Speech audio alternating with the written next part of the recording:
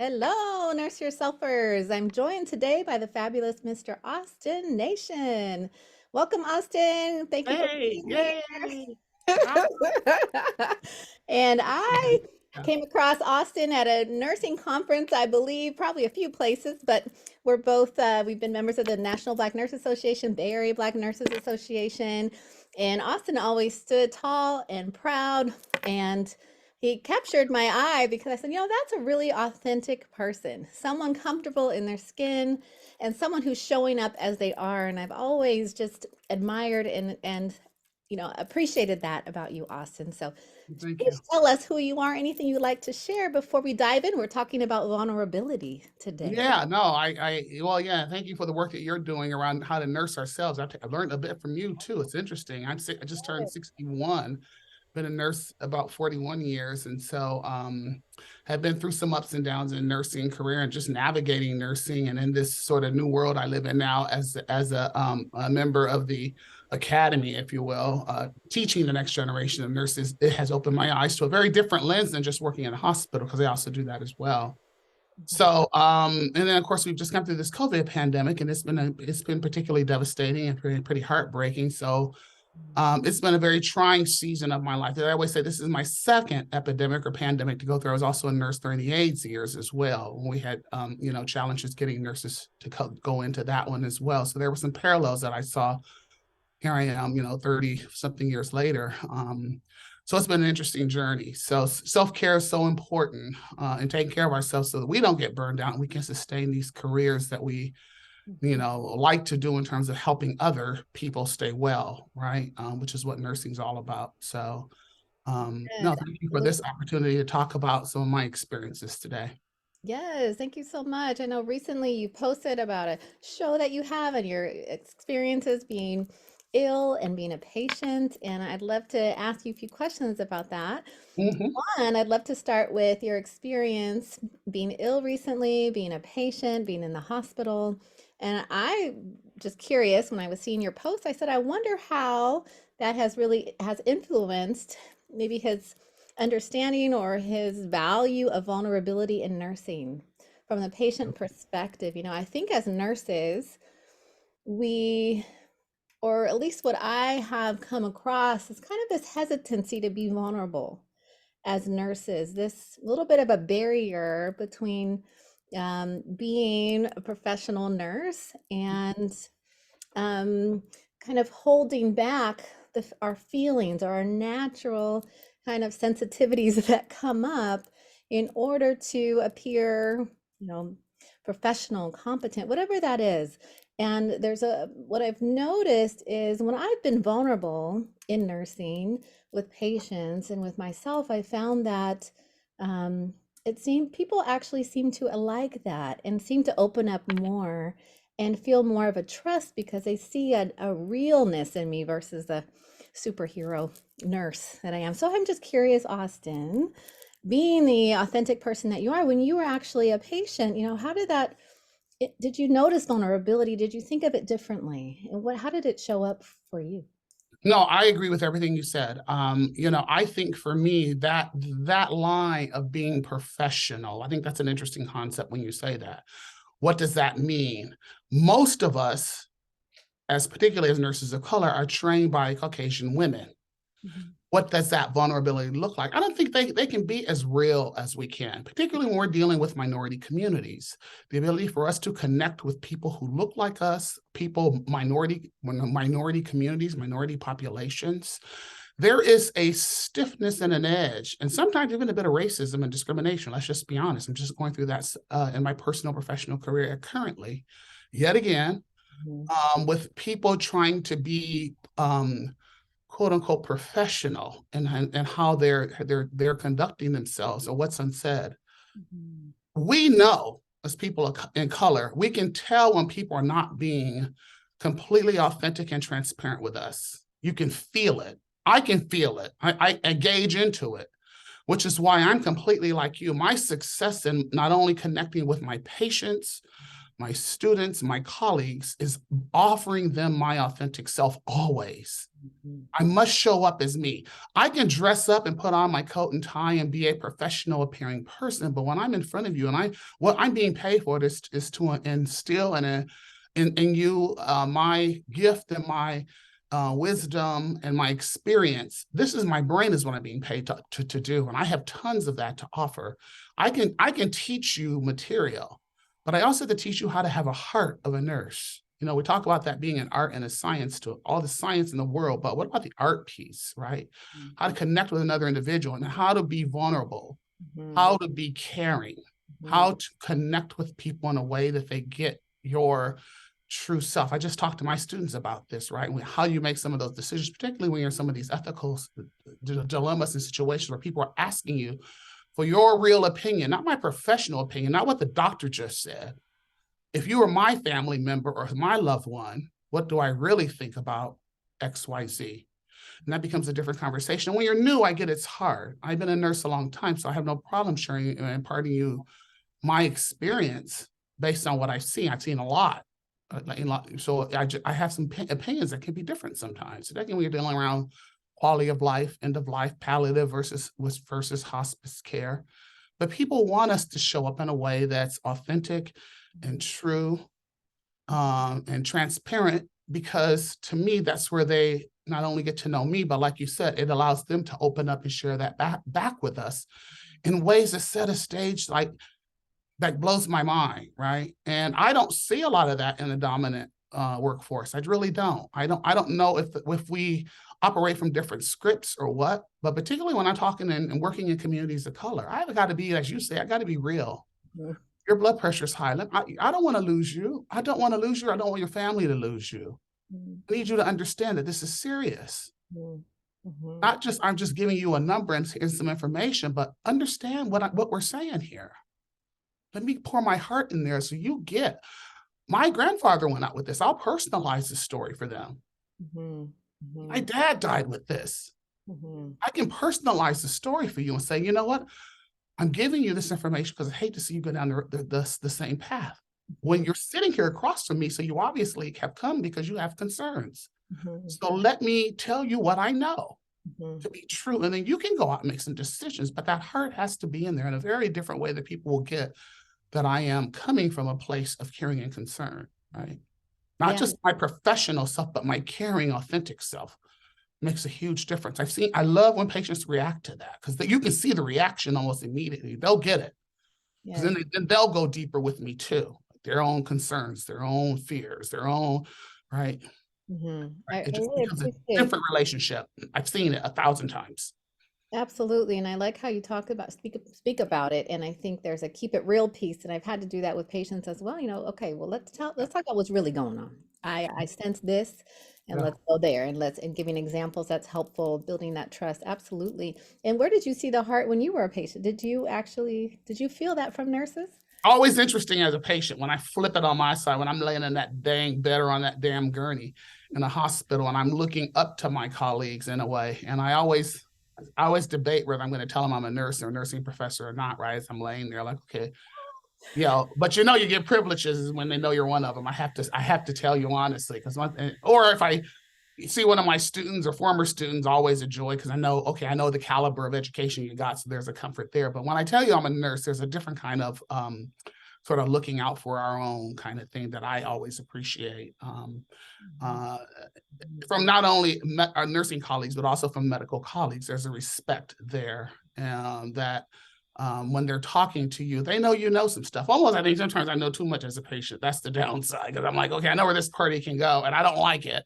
And here I am laying here. I just went through this heart business lately. Just Mhm. finished up my cardiac rehab session, hoping I don't have to do anything else cardiac ever in my life. They caught it before it became a heart attack. Thank you, Jesus, because it runs in my family. A lot of it's genetic. It's not even my diet and my lifestyle. I quit smoking 25 years ago.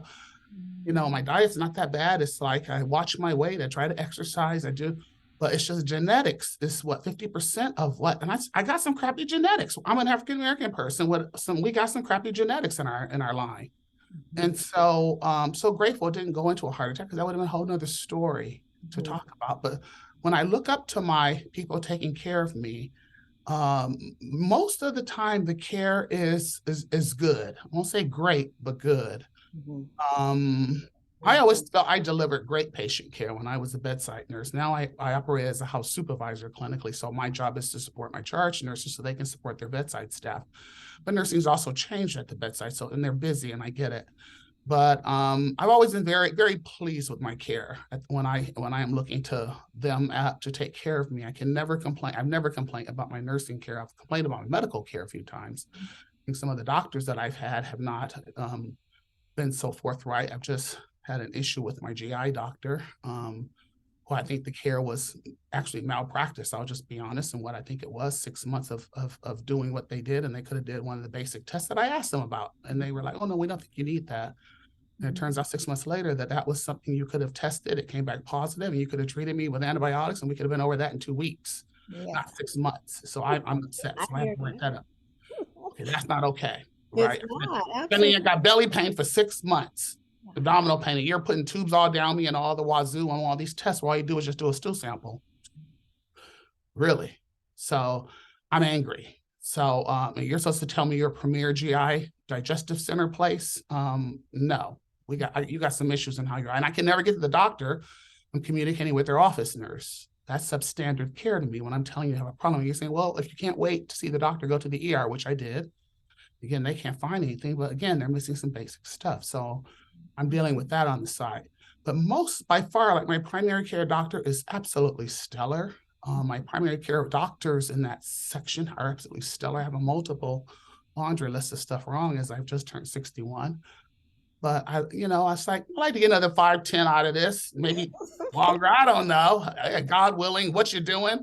But yeah, a dodging heart attack, big thing. So I know there's some stuff going on, but you want people to know people are there and they're caring and they're looking out for your best health. I don't want to just be like I know some people can be dismissive of us simply because of the color of our skin.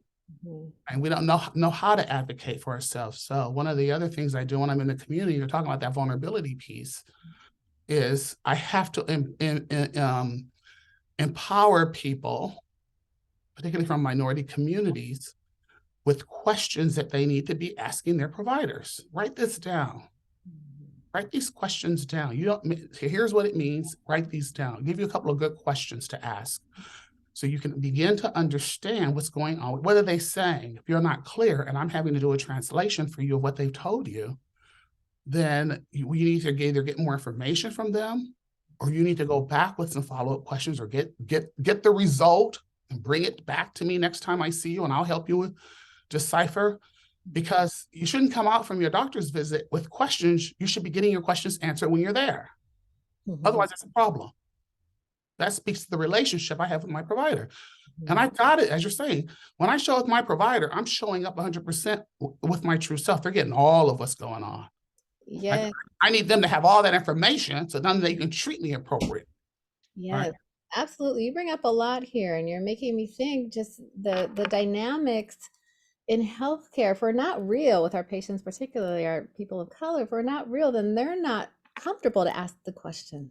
They're not Yes. comfortable to say, I don't understand. And Yes. I agree with you. I've had to actually prompt people with questions, get them comfortable so I can say, do you really know what I'm saying? Did you really understand what the doctor said? So they can actually say, I didn't understand a thing when Right. they're actually nodding their head. So I love that you bring that up. And I have so many things I want to ask you right now, but because it's, Well, we call it white coat syndrome, right? And you look yes, at them as gods. It's easy. And I don't know, I hate to say it. I'm going to do a side note here. I always go back to my Dr. Joy DeGruy, that yes, post-traumatic slave syndrome. I think many of us still live in bits of that, even generations later. They say it takes 7 generations for us to get clear of that mindset, particularly in these racially charged times we live in, where we're dealing with them, where they're dealing with us, and it's not always pleasant. Racism is alive and well in America. I'm the first to tell you. So when you're dealing with that white coat person and they're talking to you the way that they are, or talking over you the way that they can, right? And dismissing you the way that they can to get through, because they're all pumping through time and stuff. Easy to move past that. We have this mentality, I think, that they're gods in some regard. And mhm, to me, I don't go with my doctor. My doctor is not a god. You're a colleague. mhm, You're here to serve me, or I'm going to find another doctor or provider who can talk to me in a way. one with respect and in a way that I feel like you're connecting with me and understanding and hearing what the heck I have to say. And you're getting me so that we can work together on my health for my body, Mhm. right? That's how that works. We're Yes. colleagues in this journey. This is my body. So you need to be listening to what I'm telling you I want to do. And then you give me your perspective on it. And then somewhere in there, we negotiate and we come to a happy medium. I'm not doing everything you say because some of the stuff you say, I don't know if I'm down with. Mhm. Mhm. Right? My quality of life.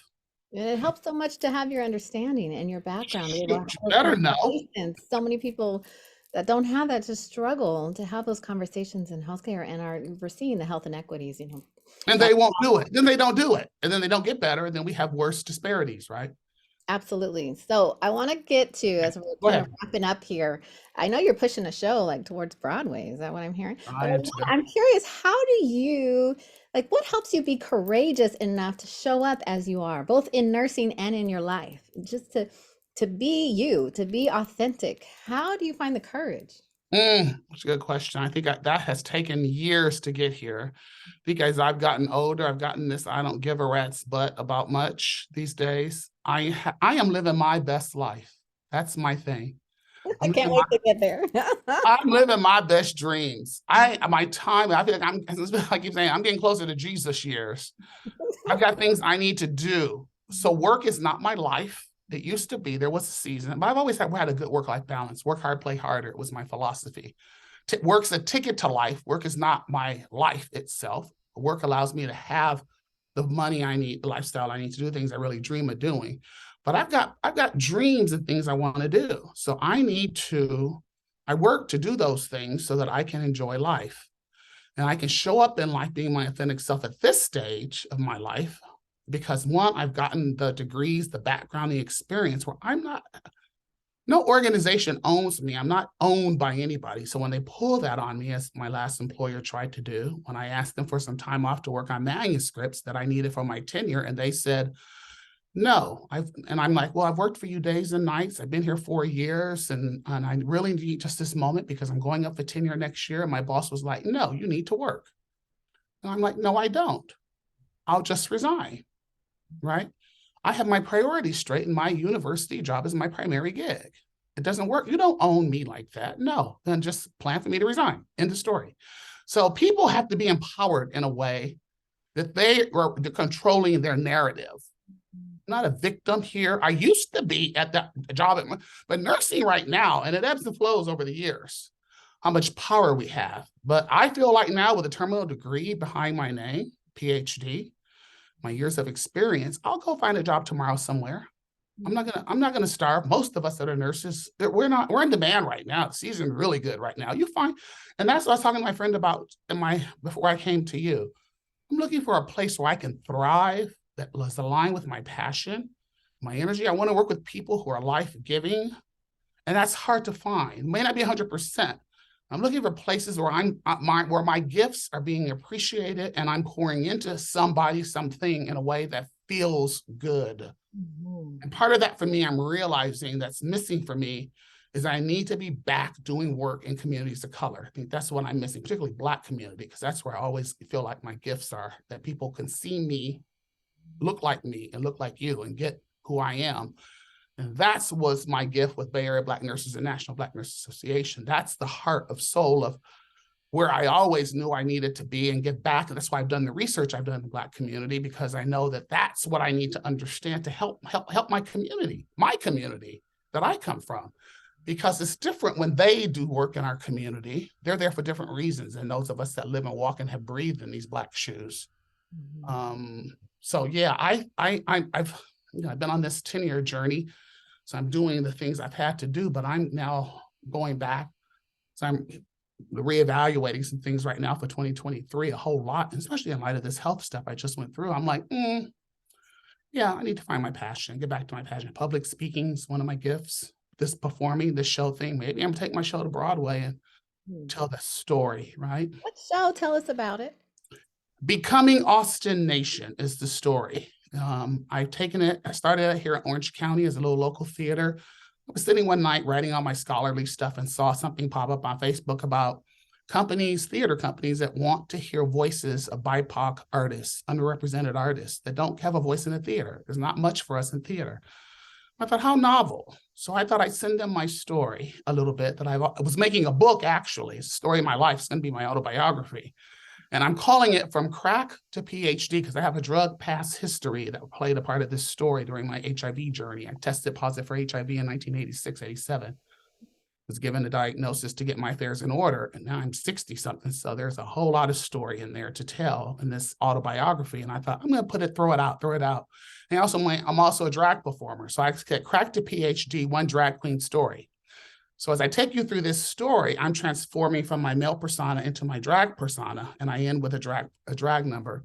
But I'm telling you a story of my childhood, Milwaukee, Wisconsin, growing up as divorced parents, alcoholic parents, and what that was like.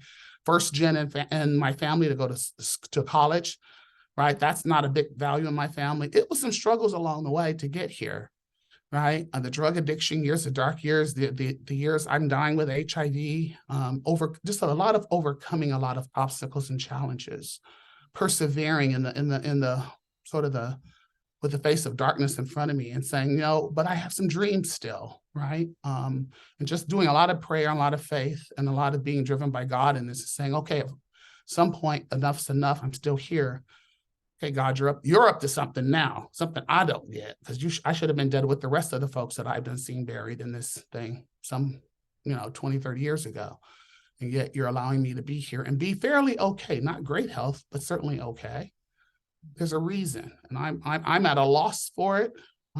This may be another one right here, talking to you today and your audience. I don't know, but there's a message to be shared, and there's some hope in there for folks that are going through. Our community goes through a lot of stuff with drug addiction and alcoholism, that despair, that hopelessness. That's not the end story. I can always, and I didn't realize this, turn the page to another chapter and start new and write another chapter. That's what I'm about to do in 2023. I'm taking off to Australia Saturday. That's on my bucket list. Been on my bucket list for a couple of years during COVID. That's the next page I'm turning, the Australian dream of going and doing that trip. And I'll come back, and while I'm there, maybe it'll come clear what I'm doing back with my academic world. But it's a wonderful story with so many ups and downs. It's an emotional roller coaster full of joy and hope. I'll be performing that again. I took it here locally to Orange County. We took it up to Hollywood. I took it digitally to Edinburgh, Scotland, and now I'm going to bringing it back here to Curtis Theatre in Brea on Sunday, March 26th at 5 p.m. for an encore performance. And now I'm getting votes now for Broadway World. This was nominated as the best, let me get this right, the best cabaret concert solo performance, category 17, if anybody's interested. Category 17, you got to scroll through a lot of categories to get there, but get the 17, Becoming Austin Nation. I would love your votes and support. Would love to get this show to Broadway, add some more music, maybe redevelop it. But if it's a story that can get award nominated, not only not nominated, but to win, I think there's an opportunity for me to take the nurse story, because I talk about the nursing piece as well. San Francisco, UCSF, and trying to get this PhD was a very painful season, full of racism and stuff in San Francisco. Thank God I found Oakland and the Bay Area and Bay Area Black nurses. They were lifesavers. And people warned me not to go over there. Those folks at San Francisco, don't go over there, it's too dangerous. What they told me when I first got there. And I didn't know, I'm from Southern California. All you hear is about, the bad stuff in Oakland, kind of like South Central in LA, down here in LA, in Southern California. Don't go over there. But some beautiful people and doing some wonderful work in our community. But white people will tell you anything. And if you don't know better, you can believe it. And I did, until I was courageous enough. And so I said, no, you need to go on over there. I'm trying to recruit Black people for my research. They live over there. I wasn't getting many Blacks in San Francisco. And I got over there and things just opened up. And I listened to these folks who redirected me. They go into Africa to Black people. I'm like, why is nobody doing anything in the hood here? Nobody cares about the Black people here in the hood, but you can get funding and go to Africa.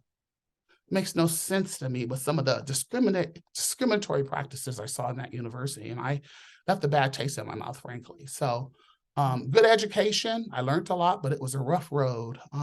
But yeah, it's an interesting city, San Francisco. Nice place to visit. I'll never want to live there again. I'm glad I got out of there and got to come back where I am better known and loved down here in Southern California. But yeah, I tell it all in this show. You get a lot in this time of this story about how I became who I am, and I Okay. tell it. It's a good story. I will share a link. It sounds fabulous, and I want to watch it at some point or see it and see you live.